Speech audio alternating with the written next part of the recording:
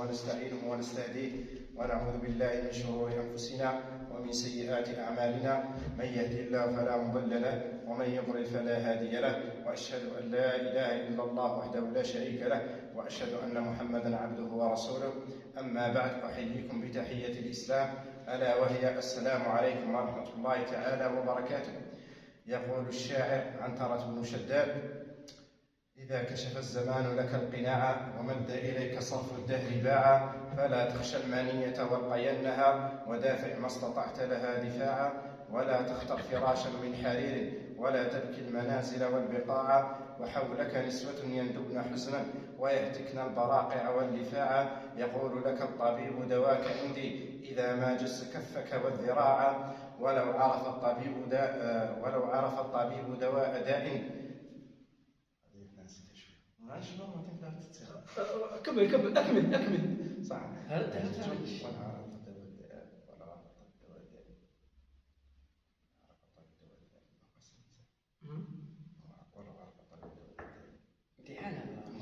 صح.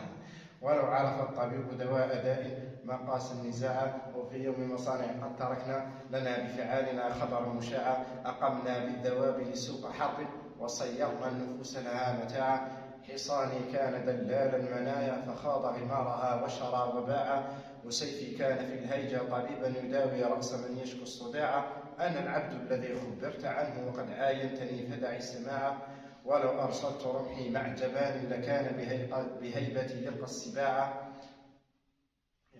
انهيت.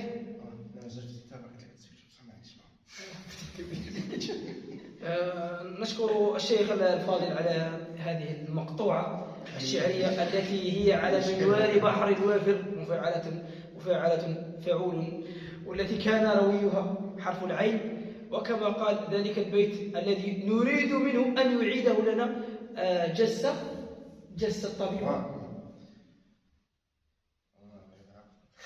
زين. احترم حضرة الدكتور يعني. ولو جس الطبيب دواء.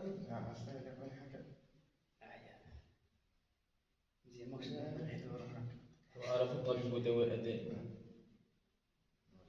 جس الكف والذراع. يداوي الموت ما قاس النزاع. يقول لك الطبيب دواك عندي إذا ما جس كفك والذراع. حسبك. وأنا أحفظ بيتا شعريا يضمن كلمة جس ويضمن كلمة الطبيب، حيث يقول الشاعر المحب الذي يقول: جس الطبيب يدي جهلا فقلت له إن المحبة في قلبي فخل يدي. والآن نمرر الكلمة إلى الأستاذ مصطفى العاقب الذي يدلي بدلوه ونحن له من السامعين. مشكور حضرة الأستاذ على هذا التقديم الرائع. وماذا عساي أقول في حضرة جهابذة اللغة العربية؟ أبو سعودي محمد دكتور فين يشوف العربي المفكر والدكتور هنا شاعر الفصيح والمنشد الكبير السي محمد مسوني. ماذا أقول قائلا مقطوعة شعرية صغيرة لعلها تبادرت على مسامع أفكاركم، إذ يقول فيها: يا أيها الشادي المغرد في الضحى، أهواك إن تنشد وإن لم تنشد، أهواك إن تنشد وإن لم تنشد، طوبى لك لا تفكر في غد، بدء الكآبة أن تفكر في غد، إن كنت ضيعت إلفك فإنني أبكي على إلف الذي لم يوجد. إذا أردنا أن نسقط هذه المقطوعة على هذا المجمع الصغير المبارك المتواضع حضرة أساتذتنا الكبار، فهو قليل عليه بطبيعة الحال. نحن شاكرون أيضا جدا لمصطفى العاقب، وهو كما تعلمون أستاذ درس في ثانوية الشرقي بن أحمد بأكاديمية حسين ولاية معسكر دولة الجزائر، والقصيدة التي أدلى بها والتي جاء بها: يا أيها الشادي المغرد في الضحى، أهواك إن تنشد وإن لم تنشدي. وهي قصيدة على منوال بحر الكامل متفاعل وكانت براوي حرف الدال. والآن نمرر الكلمة إلى الفيلسوف العربي والمفكر الذي نتوسم فيه أن يكون مفكرا إسلاميا في المستقبل بعد زواجه، لأنه ما دام هو عازب فلن يصبح مفكرا. نمرر إليه الكلمة. بسم الله الرحمن الرحيم. السلام على جماعة الخير. على كل حال قد غلبتموني بحفظكم لبعض الأبيات الشعرية التي ليست من تخصصي وليست من ما أحفظه، فكثيرا ما حاولت حفظ الشعر ولكنه يذهب حينما أريد أن أستذكره. طلبنا إمامنا وواعظنا وكبيرنا الإمام الشيخ موسوني ببعض الأبيات من قصيدة عنترة بن شداد التي يفتخر بها فيها بنفسه. كذلك أطربنا بشكل غير متوقع أستاذنا الكبير أستاذ اللغة العربية في ثانوية شرقي بن أحمد سعاد مصطفى بقصيدة جميلة جدا مشكور عليها. وسوف يطربون كذلك ويطرب مسامعنا ابن عمي وصديقي فصيح لسانه وكبير زمانه وحبر الأمة وشاعرها ومعلمها في العروض والبلاغ، وكذلك نعم الفاتح الأعظم لأكثر الأعراب الكافرة، لأكثر الأمم الكافرة موجودة في مزاورة. حتى أشارككم فيما تقولونه من شعر ربما تساعدني ذاكرة استحضار بعض الأبيات لقائلها علي بن أبي طالب رضي الله عنه، إذ يقول في مطلع قصيدته: النفس تبكي على الدنيا وقد علمت أن السعادة فيها ترك ما فيها، لا دار للمرء بعد الموت يسكنها إلا التي كان قبل الموت يبنيها، فمن بناها بخير طاب مسكنه ومن بناها بشر خاب بنيها. شكرا على الجميع.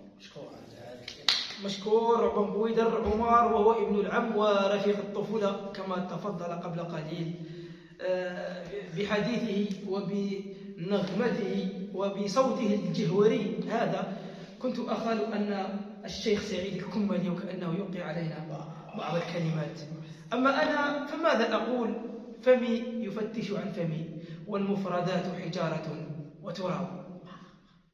إن أردتم أن أقول ربما مما أحفظ من يعني النزل اليسير من الأشعار العربية الفصيحة، فأنا يعني أخمن وأفكر ماذا سأقول ولا أدري ماذا سأقول، ولكن لست بقائل بيتا شعريا واحدا، ولكن كل واحد منكم سيعطيني حرفا أبجديا، وربما أنا سأبتدئ ذلك البيت بذلك الحرف، وأبدأ بمحمد موسوني شيخنا وكبيرنا الفاضل.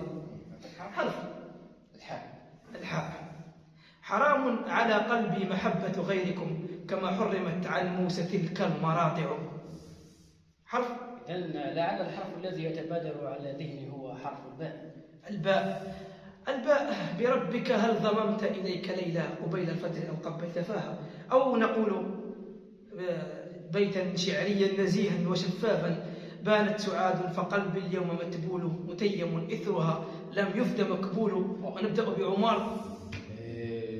طالبك الآن بالبدء بحرف نون. أحب هذا الحرف كثيرا، يعني نحن وإن جار الزمان لبرهة نبقى الكبار وغيرنا أقزام، ما ذنبنا إن كان يشعر أننا أرقى وأن مكانه الأقدام.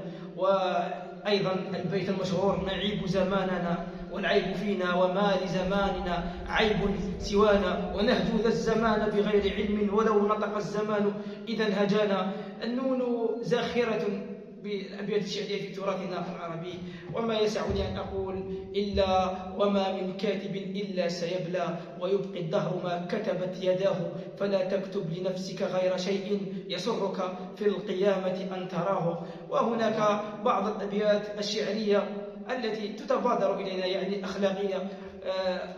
أنا أرى أمامي مصحف وهو كلام الله عز وجل كتاب القرآن الكريم. ربما يتبادر إلى ذهني آية قرآنية وهي متضمنة في الشعر على منوال بحر الرجز، إذ يقول فيها الشاعر: يستوجب العفو الفتى إذا اعترف من الذنوب إن جنى أو اقترف، لقوله سبحانه في المعترف: إن ينتهوا يغفر لهم ما قد سلف. وأختم هذه الجلسة وليست آخر جلسة سنختمها بهذه الأبيات من الشعر، وأقول: صرفت إلى رب الأنام مطالبي، ووجهت وجهي نحوه ومآربي، إلى المالك الأعلى الذي ليس فوقه مليك يرجى سيفه في المتاعب، إلى الواحد الفرد الذي فاض جوده وعم الورى طرا بجسد المواهب، مقيلي إذا زلت بي النعل عاذرا، وأسمح غفار وأكرم واهب، فما زال يوليني الجميل تلطفا ويدفع عني في صدور النوائب، ويحفظني طفلا وكهلا وقبلها جنينا، ويحميني دنيء المكاسب، إذ أغلق الأملاك دوني قصورهم ونهنها عن غشيانهم زجر حاجبي، فزعت إلى باب المهيمن طارقا أنادي مدلا باسمه غير هائب، فلم ألف حجابا ولم أخش منعة ولو كان سؤلي فوق هام الكواكب، سأسأله ما شئت إن يمينه تسح دفاقا باللهى والرغائب، فحسبي يا ربي في الهزائز ملجأ وحرزا إذا خيفت سهام النوائب. إلى لقاء جلسة أخرى وموعد آخر مع حلقة حصاد الشعر، والسلام عليكم ورحمة الله تعالى. سبحان ذكر طالتها